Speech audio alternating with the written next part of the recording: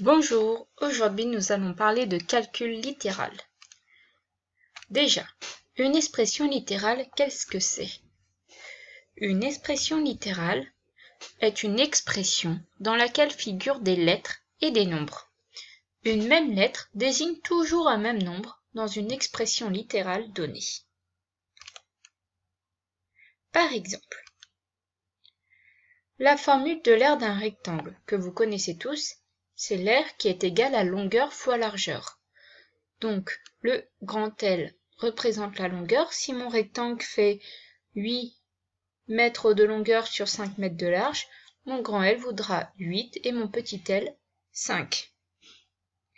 Mais si mon rectangle vaut 12 de longueur sur 3 de large, et ben mon grand L vaudra 12 et mon petit l vaudra 3.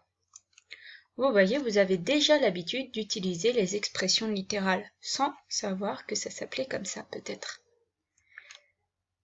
On peut aussi avoir des expressions littérales beaucoup plus classiques, entre guillemets, qui sont données par un énoncé, par exemple, grand B égale 3A plus 6 plus 4B. On ne vous demande pas de savoir à quoi correspond le A, à quoi correspond le B, juste que grand B est égal à 3A plus 6 plus 4B. Voilà. Attention, on va vous demander d'utiliser les notations simplifiées. Ça tombe bien, généralement ça nous fait gagner du temps. Par exemple, dans une expression littérale, on peut supprimer le signe multiplication indiquant une multiplication. Entre un nombre et une lettre, par exemple 3 fois A va se noter 3A. Entre deux lettres, A fois B va se noter AB. Ou devant une parenthèse, 3 fois A plus 2 se note 3 entre parenthèses A plus 2. Et surtout, ça va se lire 3 facteur de A plus 2. Dans une expression littérale, un A se note A. Le 1 est inutile, on ne l'écrit pas. Pour réduire une expression littérale, c'est simple, il suffit de regrouper ensemble les termes d'une même famille. Par exemple, grand A égale 10A moins 6B moins 7 plus 3A plus 3 moins 5B. J'entoure de la même couleur les membres d'une même famille. 10A et plus 3A. Attention, j'entoure bien le signe avant le nombre parce que cela est important, ça fait partie du nombre. J'ai la famille des B, moins 6B, moins 5B, et la famille des nombres classiques, moins 7 plus 3, qui peuvent être appelés les constants.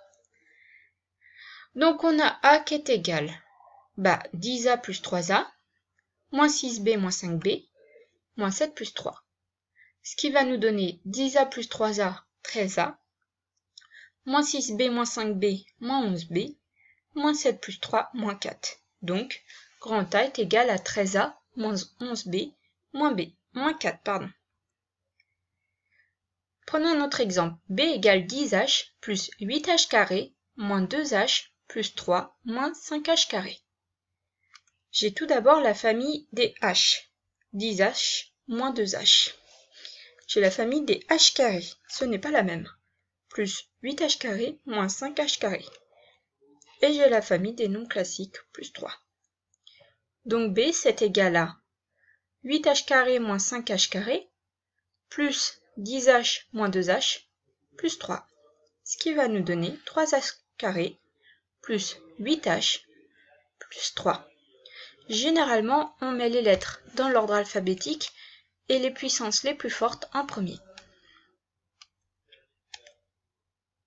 Voyons maintenant comment tester l'égalité d'une expression littérale. 4A plus 2 égale 6A moins 8. L'égalité de l'expression littérale ci-dessus est-elle vraie pour A égale 3? C'est-à-dire, quand A égale 3, est-ce que 4A plus 2 c'est égal à 6A moins 8? Il faut tout d'abord calculer chacun des deux membres séparément en remplaçant A par 3. Je dis bien séparément, je ne veux pas voir de signe égal entre les deux tant qu'on ne sait pas si c'est vraiment égal. Donc, 4A plus 2, je remplace A par 3. 4 fois 3 plus 2, ça donne 6 plus 2, soit 8. 6a moins 8, je remplace a par 3, ce qui va nous donner 6 fois 3 moins 8, c'est égal à 18 moins 8 égale 10. Je compare les résultats et je conclus. 8, c'est différent de 10. Donc, l'égalité n'est pas vraie pour a égale 3. Voyons maintenant si elle est vraie pour a égale 5. Comme tout à l'heure, je calcule chacun des deux membres séparément en remplaçant a par 5.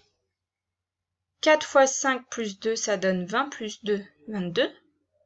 6 fois 5 moins 8, 30 moins 8, 22. Je compare les résultats et je conclus.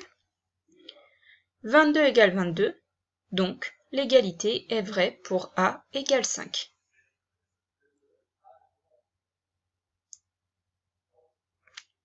Voilà, ça sera tout pour aujourd'hui. Nous verrons la suite dans une prochaine vidéo.